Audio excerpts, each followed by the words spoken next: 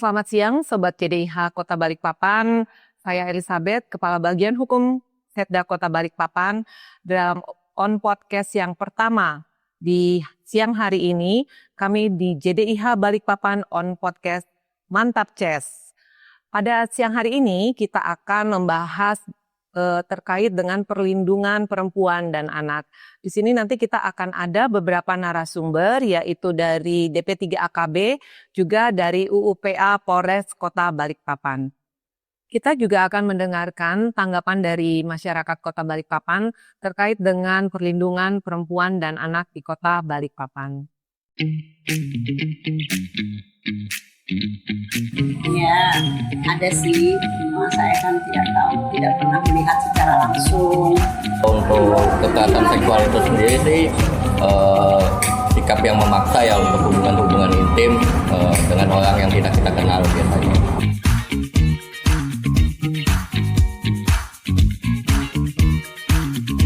Kalau di Balikpapan saya tidak tahu, tapi kalau di luar saya pernah tahu. Kalau sejauh ini sih ngelihat dari berita-berita di medsos cukup ramai ya di Balikpapan terjadi kekerasan seksual terutama pada anak.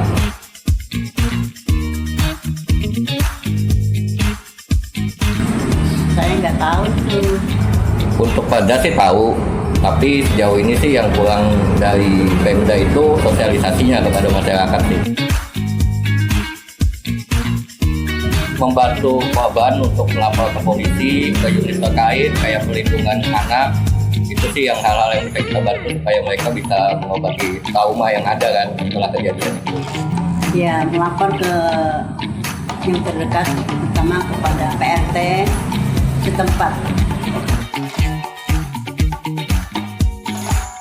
Lebih ke pemerintah sih, lebih ke sosialisasi, mungkin lebih ditingkatkan supaya banyak masyarakat umum yang tidak tahu menjadi lebih luas pengetahuannya soal itu. Ya, harus diberi pelajaran seperti kasih.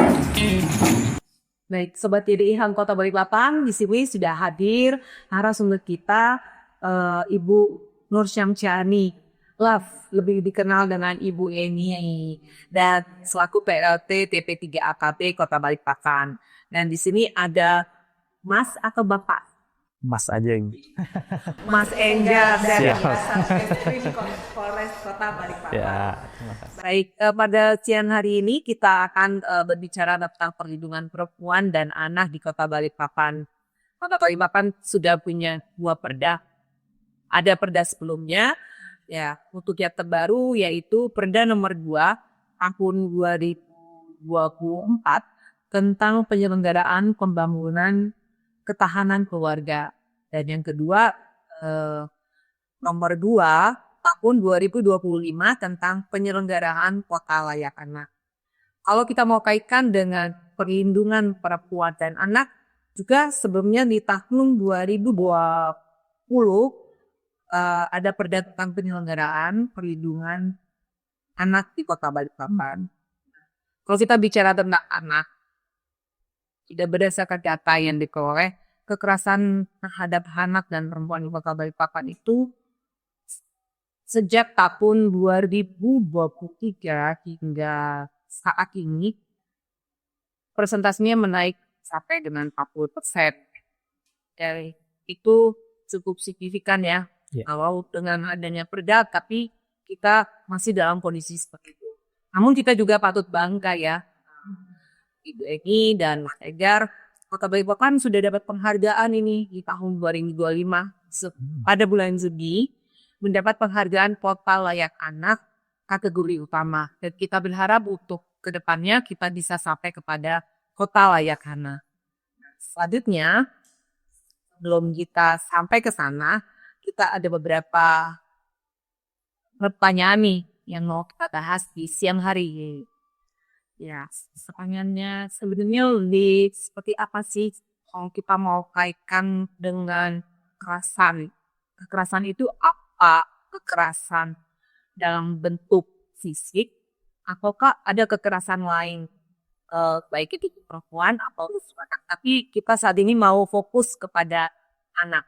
Kalau kita baseline data yang tadi, seperti apa? Mungkin dari Ya. Baik Ibu, terima kasih. Saya di sini akan menjelaskan terkait kekerasan anak dalam hal pelecehan seksual, Bu ya. Ya, jadi pelecehan seksual itu adalah suatu tindakan seksual yang mana tanpa persetujuan dari korban atau yang menerima pelecehan tersebut. Dan pelecehan tersebut nih terbagi ada dua, Bu ya. Yang pertama pelecehan secara fisik, yang kedua secara non-fisik ataupun verbal. Dan contohnya sendiri secara fisik itu baik dengan sentuhan di bagian area yang dilarang seperti itu. Kemudian pemerkosaan juga termasuk salah satu pelecehan seksual, Bu ya. Kekerasan seksual juga masuk. Dan kemudian secara verbal itu biasanya dengan godaan atau rayuan yang biasanya mengarah ke mohon maaf ya hawa nafsu lah, seperti itu bagiannya, seperti itu Bu, begitu ya. Kalau menurut Bu Eni sendiri ada Bu kaitan dengan kekerasan ini dengan kondisi di Kota Balikpapan dan yang terjadi untuk kekerasan kepada anak perempuan dan menarik seksual itu seperti apa? Iya, jadi menyambung apa yang disampaikan Mas Enggan, saya juga dipanggilin Mbak. Oh iya. Dia muda ya. Ya. Ya jadi menyambung apa yang disampaikan tadi Mas Enggar, memang betul kondisi secara informasi atau laporan yang masuk di pemerintah Kota Balikpapan melalui HP3KB di mana kami memiliki satu unit UPTD, yaitu PTD Perlindungan Perempuan dan Anak. Memang dominan pengaduan yang masuk itu adalah kaitan dengan kekerasan, khususnya adalah kekerasan terhadap seksual. Dan dominasi itu pun juga apabila kita klasifikasikan lagi, itu terjadi khususnya pada anak perempuan, yang pertama, baru kemudian yang kedua kepada perempuan, baru yang terakhir adalah kepada anak laki-laki. Tadi informasi yang kami bisa bagikan dari data yang ada untuk sampai bulan September 2025 ini saja sudah ada 81 kasus kekerasan terhadap kekerasan yang bertema seksual, bertema akhir, karena kekerasan sendiri tadi ada berbagai macam. Itu tadi kekerasan terhadap anak perempuan itu mencapai 60 orang sudah tangani, kepada perempuan ada 14, dan terakhir terjadi pada anak laki-laki ada 5 orang. Dan memang betul cenderungnya kasus atau laporan ya, lalu kita tangani, memang kecenderungannya naik. Tapi banyak faktor juga kita mengatakan naik itu bisa jadi di dulunya atau sebelumnya karena ini agak sensitif ya karya terkait dengan penanganan kasus kekerasan tadi. Bisa saja juga korban ada unsur keengganan melaporkan hidupnya, tapi sekarang mungkin karena terdorong dengan berbagai macam keterbukaan informasi, jadi lebih berani bicara. Mungkin itu juga bisa kita pertimbangkan menjadi salah satu faktor yang katakanlah naik itu sebenarnya dulu bisa jadi banyak, tapi tidak terus sampaikan terlaporkan. Sekarang bisa jadi itu lebih mudah. Kanal yang untuk akses lebih mudah, sehingga jadi yang terlaporkan, terhangani juga lebih besar. Tetapi memang bisa jadi memang karena sebuduk dan lain-lain, kondisi eksternal yang sangat banyak di kita, ya itu memang betul, memang juga kasusnya memang bertambah. Itu. Dan saya dari sisi yang nih.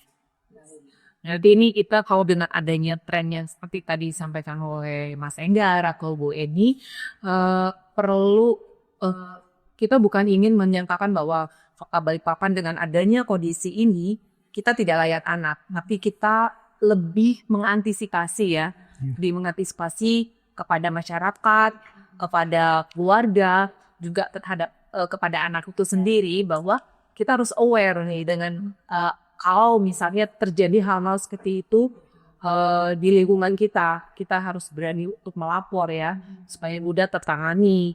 Juga trauma juga pada si anak bisa tertangani dengan baik, atau kepada si korban lah ya, tertangani dengan baik. Baik, kalau gitu. Nah, selanjutnya mungkin kalau misalnya agar bisa tertangani dengan baik, masyarakat ini kan awam ya. Bagaimana kami harus melapor? Ke siapa kami harus melapor? Tahapan apa gitu. Kadang-kadang kan kita ini ke sana harus antri atau apa. Kalau misalnya ke kantor polisi, di unit mana kami? Kalau misalnya kami harus datang ke yang kami sama sekali buta tempatnya, itu kan mereka sudah dengan membawa beban mental sendiri sebenarnya ya. Tapi harus ke sana lah. Mungkin dari Mas Enggar bisa menginformasikan pada kita di sini mana nih apa yang harus dibawa oleh masyarakat dan bagaimana caranya. Baik, tentunya jika terjadinya pelecehan seksual itu memang seperti yang Ibu sampaikan, emang dan sampai sekarang juga ada Bu ya yang masih takut untuk melaporkan terkait hal tersebut. Dan kita juga dari unit PPA juga sempat kemarin itu datang untuk mengisi waktu terkait tentang pelecehan seksual terkait di sekolah SMP, SMA seperti itu. Dan kita juga menjelaskan bahwa jangan pernah takut untuk melaporkan begitu, dan jangan pernah takut untuk bercerita kepada orang tua. Kebanyakan anak itu takut sama orang tuanya karena takut dimarahin seperti itu. Akhirnya dia curhat ke temannya dan temannya sendiri yang melaporkan ke orang tuanya.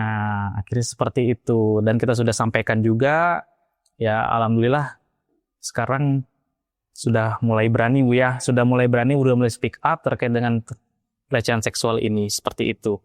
Jadi sering sosialisasi ke sekolah. Sosialisasi, betul ya, sosialisasi begitu.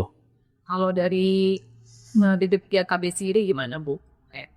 Iya, jadi tadi kalau utama terkait dengan tagline dan Kota Layak Anak ini kan sebenarnya menjadi komitmen atau prioritas pencapaian dari kepala daerah dan melalui kita untuk 5 tahun ke depan mewujudkan Kota Balikpapan sebagai Kota Layak Anak.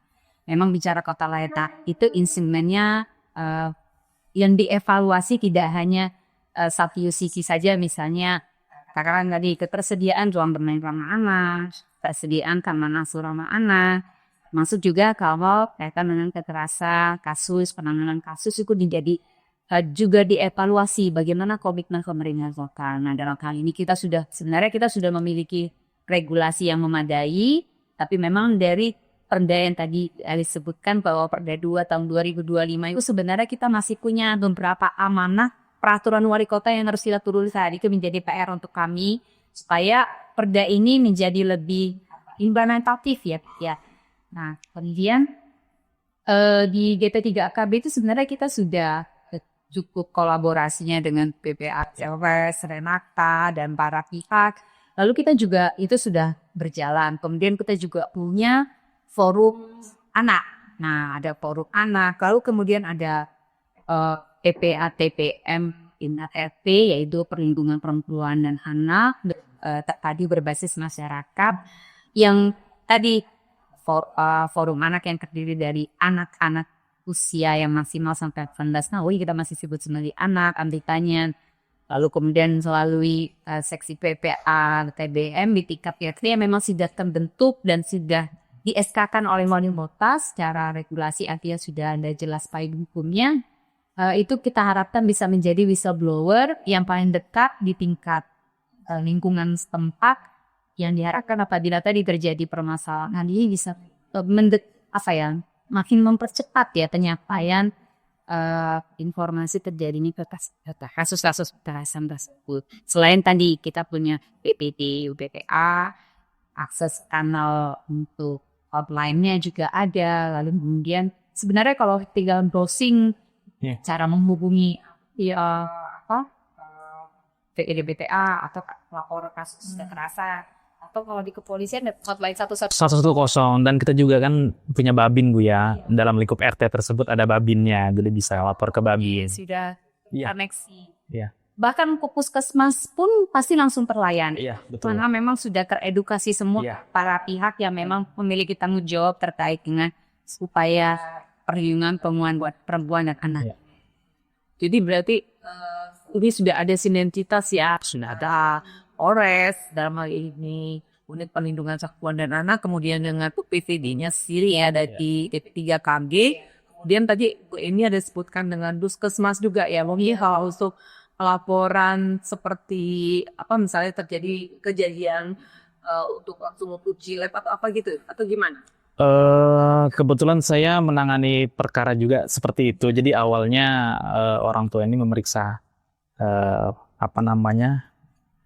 mohon maaf, bagian vitalnya anaknya, dan ditemukan pada saat itu kan dibawa ke puskesmas dan dirawat, dicek oleh dokter tersebut dan dilihat ternyata ada bekas pelecehan seksual. Dan dokter tersebut menyarankan dan bersurat juga untuk diarahkan ke UPTD PPA. Seperti itu. Kita ada alokasi pembiayaannya. Jadi karena kasus seperti itu misalnya komplikasi kan di luar tanggungan Iya, BPJS. Jadi pemerintah Kota Balikpapan sendiri dari sisi alokasian kita juga ada dokumen dari Sertika melalui dana adat non fisik perlindungan perempuan dan anak. Jadi ada pembiayaan yang bisa didukung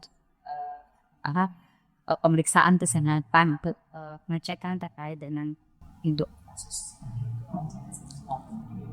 Berarti ke pemerintah dalam hal ini baik itu pemerintah pusat juga pemerintah daerah dan berkolaborasi dengan Polri dan dalam hal ini kalau di Kota Balikpapan dia dengan Polres yang sudah bersinergi dalam rangka penanganan perlindungan perempuan dan anak ini ya. Kini memang pemerintah sangat aware untuk hal ini sehingga diharapkan masyarakat pun juga aware juga kalau tidak perlu malu, tidak perlu sungkan memang karena kita juga ingin melakukan penegakan atas permasalahan ini.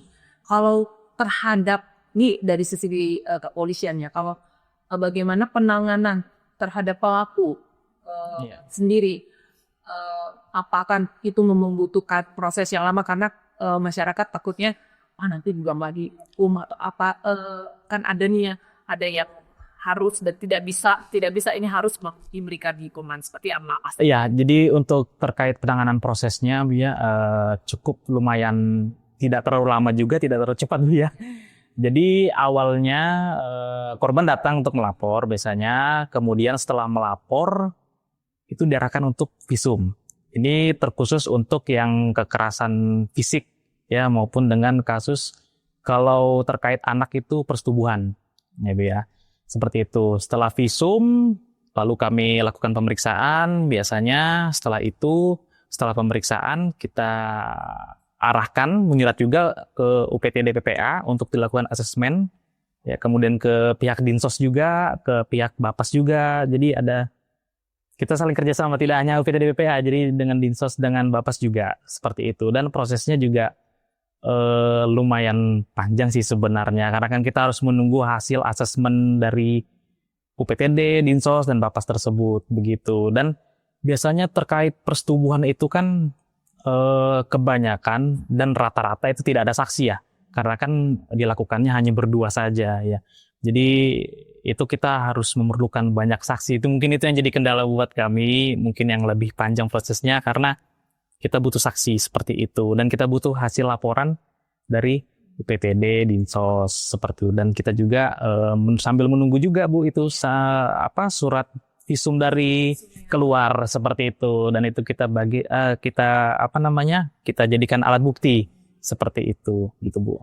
Pasti ya, diselesaikan dan masih ya kalau terbukti ya pasti diberi sesuai dengan ketentuan yang berlaku. Siap. Saya kan nggak perlu jangan pesimis, harus optimis bahwa harus optimis. Ini loh Kota Balikpapan sangat memperhatikan anak-anak di Kota Balikpapan supaya lebih aman, nyaman dan Kota Balikpapan bisa menjadi anak-anak yang hebat dan keren ya.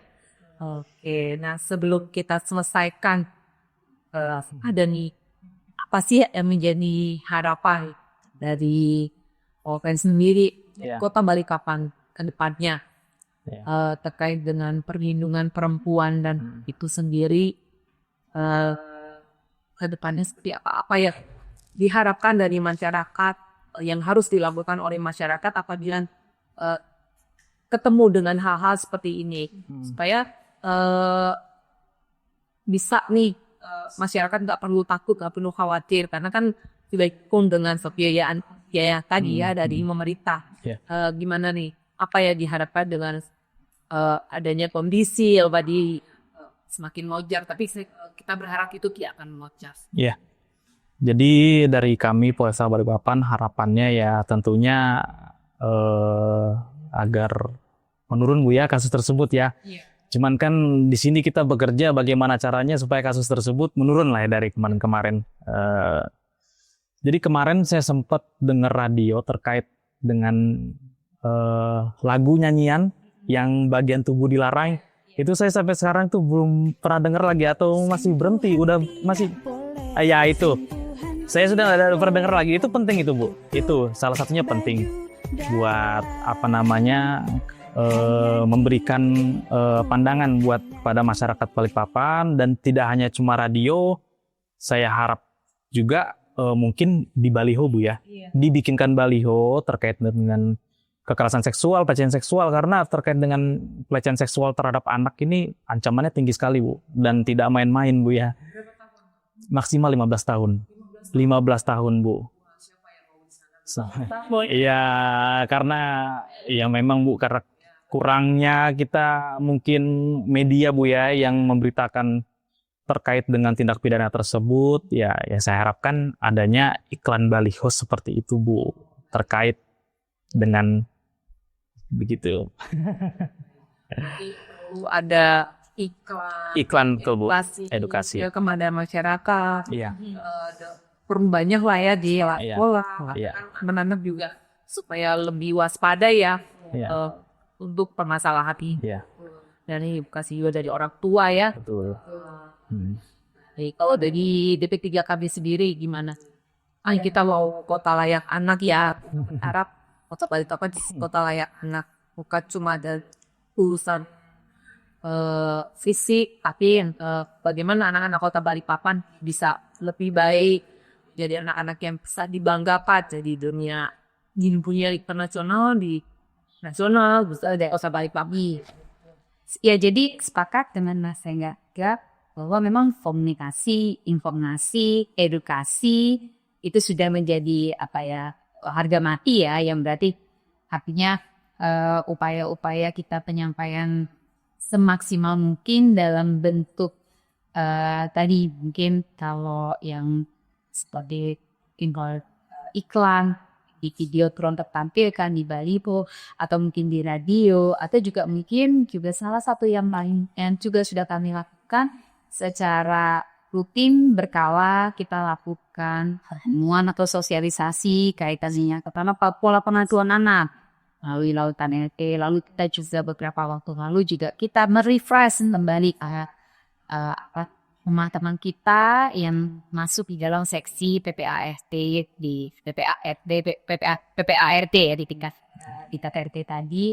Jadi itu mengundang narasumber yang memang kompeten, seperti langsung dari ketua KPAI, bahkan waktu itu langsung hadir. Nah, itu menjadi bagian upaya kita mengedukasi. Yang pertama adalah pihak yang menjadi penyampai informasi, tapi objeknya dalam hal ini kesuburan masyarakat, betul juga tadi edukasi yang secara kontinu melalui upaya kita di media sosial, membuat suatu konten informasi yang memadai dan mudah dicerna, lalu kemudian kita secara aktif ya Pak Edi Mas Engga ke sekolah,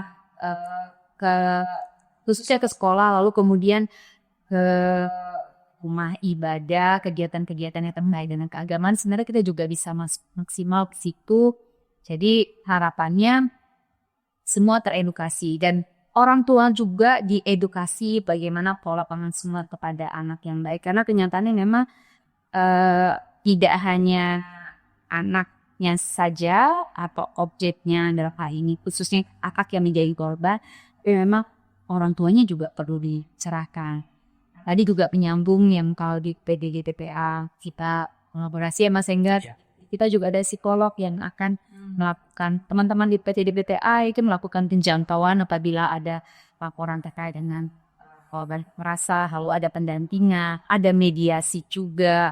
Jadi kita ada tahapan-tahapan yang memang mungkin berkesannya lambat. Iya. Awal-awal mungkin bagi masyarakat pengennya segera Betul. gitu, tapi ada tahapan yang memang harus kita lalui. Tapi komitmennya ya sama ya, Iya. bagaimana semua bisa selesai.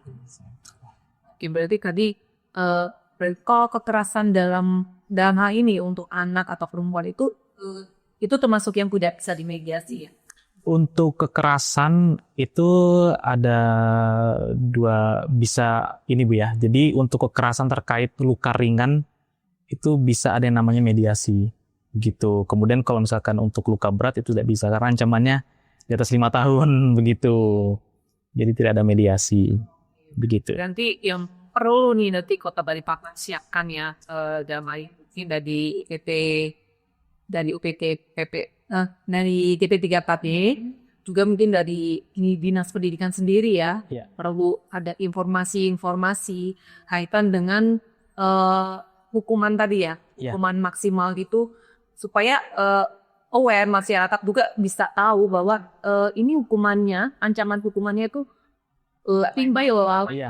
sampai 15 tahun ya. Iya. Jadi kan kalau tidak terinformasi terkait dengan hukuman itu yang berarti cuma diselesaikan mediasi saja Iya. seperti itu. Padahal tadi ada ternyata kalau bukan benar nggak bisa gitu ya, Oh, iya. bisa dimediasi. Oh iya. Apalagi dalam hal ini kalau untuk urusan kekerasan seksual ya, Iya. dan bisa ada mediasi di situ. Jadi Ya.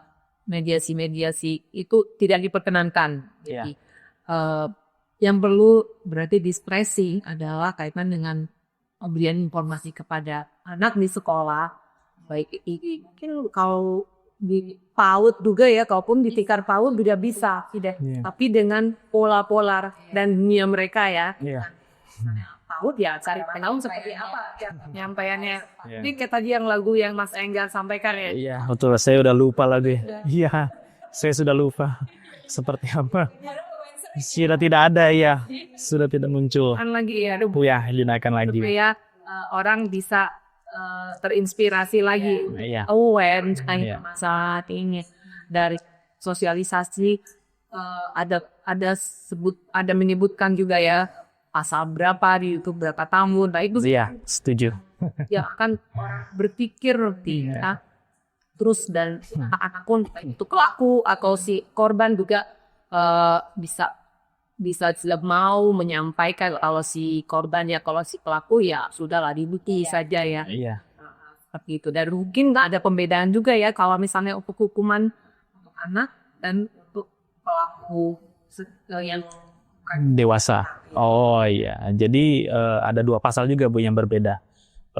Mohon maaf, undang-undangnya ya. Jadi untuk terkait kekerasan seksual dan pelecehan seksual itu lebih identik ke yang dewasa, mengarah ke perempuan yang dewasa.